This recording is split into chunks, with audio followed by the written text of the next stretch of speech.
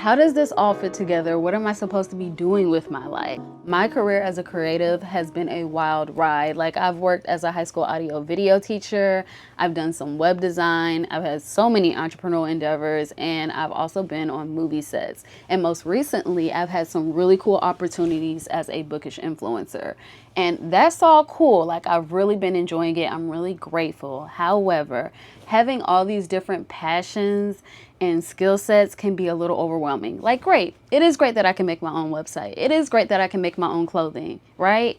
Wonderful. However, I'm just like, how does this all fit together? What am I supposed to be doing with my life? And that was kind of how I felt for most of my 20s, and things just recently started falling into place. And so my hope is that if you can relate to any of that, you are maybe a multi-hyphenated creator, you have all these different talents and hobbies, that you find some comfort in hearing my story and how things began to fall in place and just make way more sense. So go ahead and get cozy and let's talk about it. Before we get into the nitty-gritty details, I should probably introduce myself. So hi, my name is Jordan, and back in 2013 I earned my bachelor's degree in film and video, and then since getting my master's in creative writing, I have had several jobs as a creative that kind of relate to my degrees, and we're gonna go over all of those jobs. I'll tell you how I got into each field, how they came to be, and what some of my goals are moving forward. I also want to talk about how I'm operating within the bookish space. I'll try to squeeze in talking about some of my favorite books and give you an idea of what I like to talk about on that side of the internet. You may have guessed it from the picture that I showed you, but my first job in the production industry was working on the movie Teen Wolf. Prior to that, I quit my job as a high school audio video teacher at the start of the pandemic. And then from there, I freelanced as a videographer, as a web designer, as a video editor for about a year before I decided I wanted to get into production. I reached out to a friend who I knew was already working in the industry from high school. And I asked her, I said, hey, how do I go about getting into the production industry? She told me that she would try to connect me, but I would have to stay on top of her. And now that I worked in the industry, that makes total sense because things move so fast. And if you want opportunities as they pop up, you have to stay top of mind from the people who are going to be able to connect you to the people who are hiring.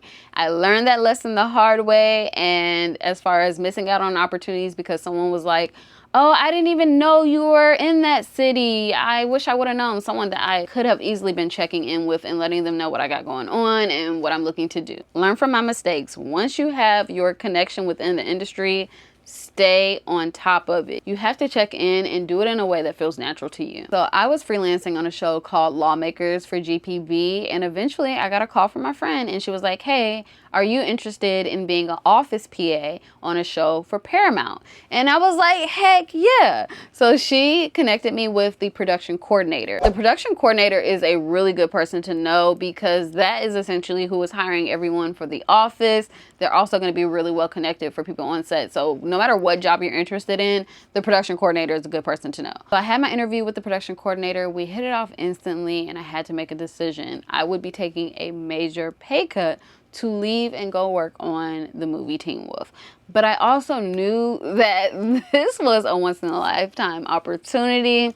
I didn't know when the next one would come around, and I knew that this was my foot in the door, and it just felt like the right thing to do. Till this day, I feel like it is one of the best decisions I have ever made. It led to so many amazing opportunities.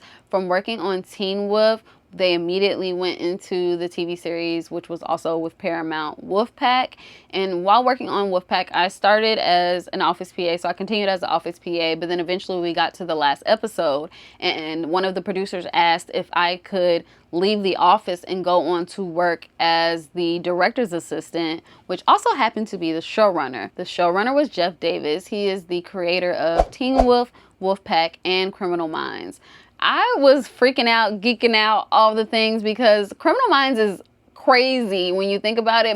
That was one of my grandma's favorite shows, and I'm here able to learn from the creator of these shows. It was so cool because I honestly did learn a lot from him, and he was very warm and welcoming and just really open to allowing me to shadow him and all the things that he had to do throughout the day. And I learned so much. So then after working on Teen Wolf, I got the opportunity to be a director's assistant for the movie Pretty Stone, which was still connected to the studio that I was working at. It was those producers brought me onto that movie, and that was another really amazing opportunity because I think one of my favorite jobs in the industry as a beginner is working as a director's assistant, because you are there for the full process from pre-production to production to even a little bit of the post-production process, and you're involved in a lot. Like, I really got a bird's eye view of what it takes to make a movie. And I feel like with this one I really did look up because the director was so open to allowing me into spaces that some directors might not have allowed their assistants into, and allowing me to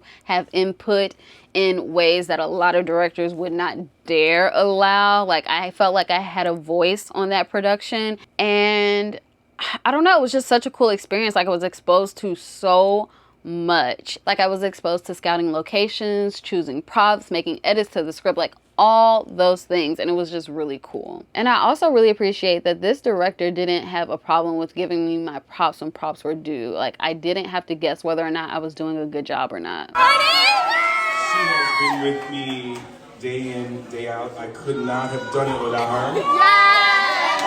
She's been my best friend during this, and my confidant, and my counsel, and I just love you to death. And I couldn't have done this without you. I enjoy your company so much, and you're a very special person, and we're going to be friends for life. So that was at our wrap party, but before we wrapped, I decided I wanted to make a hoodie for me to wear on set that had the production logo. It just said, like, give the girls their flowers on the back, with like weed smoke and a bundle of weed on the back. And so I made this hoodie with my Cricut machine, and I wore it to work within the last few weeks of production. And a lot of people were asking me about it, so I decided I was gonna sell these hoodies. So I made a flyer and a form, and I let everyone know, like, hey, this is how I'm raising money to fund my short film.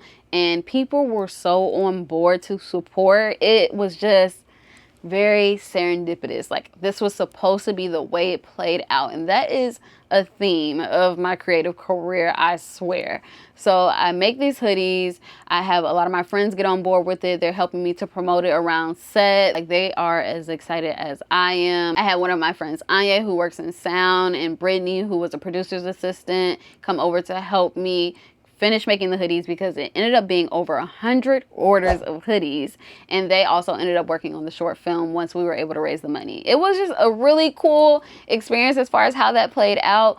The executives in LA were cool with it. They ordered hoodies. It was like, what? How is this even happening? It was so cool to see everybody walking around on set with my hoodies on that I made with my hands. I will never forget that. We wrapped on the movie Pretty Stone, and this is the first time since I have gotten into the production industry where I'm sitting around like, okay, what's next? Like, nobody's saying anything. What are we working on next? Crickets. I have to go back home and apply for unemployment because I don't know what my next gig is going to be. And that was the first time where I'm like, shoot, this is not a stable field to work in. Like, what am I going to do? And so during that time, I decided that I wasn't going to stress about it. I did have unemployment, which was just enough to like help me survive. So I took the money that we raised from my hoodies, and we went ahead and made the short film. Now, I'm not gonna lie, I was a little stressed throughout the process of working on the short film, on top of the fact that working on productions and creating your own thing is stressful in itself. I was also on unemployment and didn't know if I would have a job before my unemployment ran out. That is a stressful situation to be in. A few days before I finished working on my short film, I got a call asking if I was interested in working on this pilot and if I wanted to be a director's assistant. The day after, like, I think we wrapped at like 1 o'clock in the morning, right? That's a wrap. I had an interview at like 11 a.m. that next day with the director for this pilot. She hired me on the spot. Literally, I had just enough time from when we wrapped Pretty Stone to when my next opportunity on this pilot came about to complete this short film. literally just enough time. That was meant to be. It was meant for me to create this thing. It was meant for me to have this time off. And I just knew from then, like, things are going to work out. So my number one affirmation for you is things work out for me. Things are going to work out. Things are falling into place for me. My career as a creative is beautifully unpredictable, and I'm embracing all the opportunities as they flow to me. Boom, boom, boom. Now let's keep that in mind, because that faith is about to be tested. As soon as we were done working on the pilot for this show, the writer's strike happened. Yeah, it's just like the instability of the industry it ain't no joke. So the writer's strike happened. It is a scary thing for sure, because you don't know what's going to happen in the industry. You don't know when your next job is going to be. I felt like I had invested so much time in this industry. I was finally starting to find my groove and figure out what I like and what I want to do and like what direction I want to go in. And then boom, a writer strike.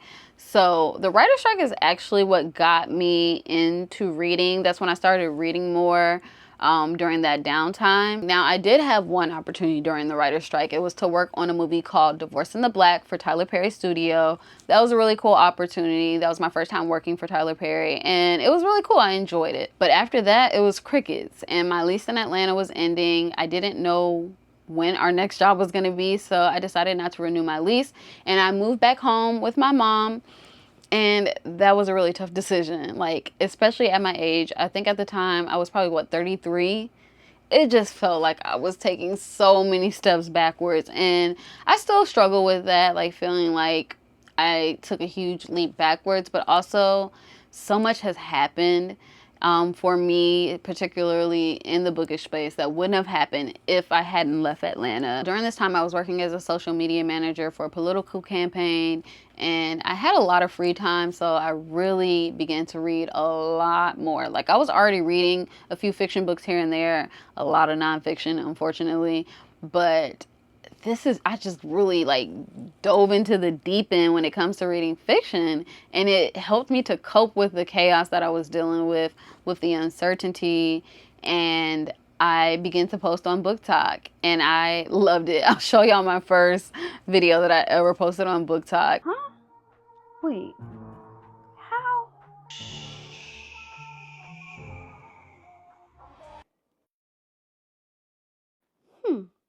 Alexa, deactivate critical thinking. Deactivating critical thinking. Activating imagination.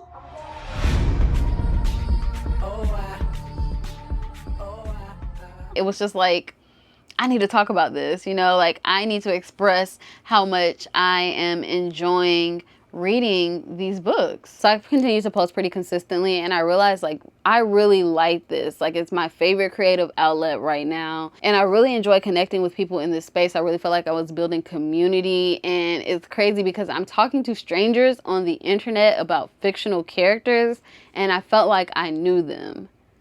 The strangers on the internet, not the fictional character, although I do feel like I do know these fictional characters, but something about connecting within this community made me feel a lot less lonely during this time, and things just continue to take off. This is getting long, so I'm going to fast forward. Casey reached out to me and asked me if I was interested in moderating a panel for an event called Black Book Bash, and the panels that I ended up getting assigned to were just so perfect for me. First of all, one of the panels was called Lights, Camera, Literature. And on this panel, we had Kim Fields from Living Single, Rashid Newson, who is an author and also an executive producer for Bel Air and worked on shows like Narcos. And then we have author Rashonda Tate, who has had several of her books adapted. I also had a panel with Nia Davenport and Nikki Clark. That was a lot of fun. And then I had a panel about being a content creator. And again, the theme is everything works out, because if the writer's strike didn't happen, I would have never gotten back into reading heavily like this. I wouldn't have connected with people within the bookish community, and I wouldn't have had these opportunities. After Black Book Bash, someone from Roy Wood Jr.'s team reached out and asked if I would be interested in moderating a conversation with him for his book tour, and I would be going to Dartmouth College.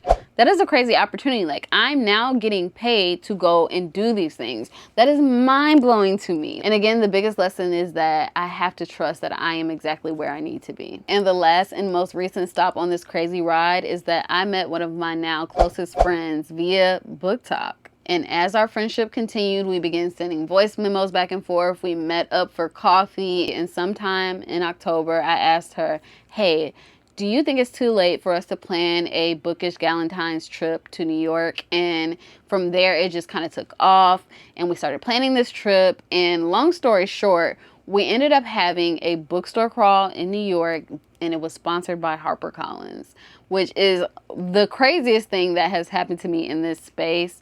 I talk more about it on our podcast that we started on Substack. I will link that in the description. And I hope that hearing my story and about how my career as a creative has been very non-traditional, but you know, you just got to embrace it, like be led. So with all that being said, I'm just really grateful for this journey, and I'm learning that I'm exactly where I need to be, and things will work out the way they're supposed to work out. Now, that's not to say I don't have moments of self-doubt. I am 35 years old and very much so still figuring it out. But at the end of the day, I have gotten way better at reminding myself in moments of doubt that I'm exactly where I'm supposed to be, and that as long as I am doing what I'm passionate about, everything will work out, and I am blessed to be able to do it. I fear this video is a lot longer than I intended, so I'm going to share one of my bookish goals, and then in the next video, I will share some of my favorite books, some of my favorite movies and TV shows, and more of my bookish goals. So this is Jordan from the future. That Jordan was wrong. After editing, I feel like I have time to do a rapid fire booktube newbie tag. The first question is, what book or series got you into reading? And for me, Children of Blood and Bone by Tomi Adeyemi is the book that got me back into reading more heavily. When did you start reading? I don't know what age I started reading. I know I was pretty young, and some of the first books that I read were the Left Behind series, the Babysitter's Club series, and Charlotte's Web. That's what I remember. And Roll of Thunder, Hear My Cry. What is your favorite genre? Romance, historical fiction, fantasy, and then thriller. What is your favorite for each of those genres? For romance, it's Real by Kennedy Ryan. For historical fiction, it's The Attic Child. For fantasy, it's The Fifth Season by N.K. Jemisin. And then for thriller or suspense, this is kind of like a romantic thriller, I think, or romantic suspense, the Mine F series by S.T. Abbey. Author catalogs I've completed: Emily Henry and S.A. Cosby, which I know is a weird combination. A series I need to complete: The Hunger Games and the Broken Earth trilogy.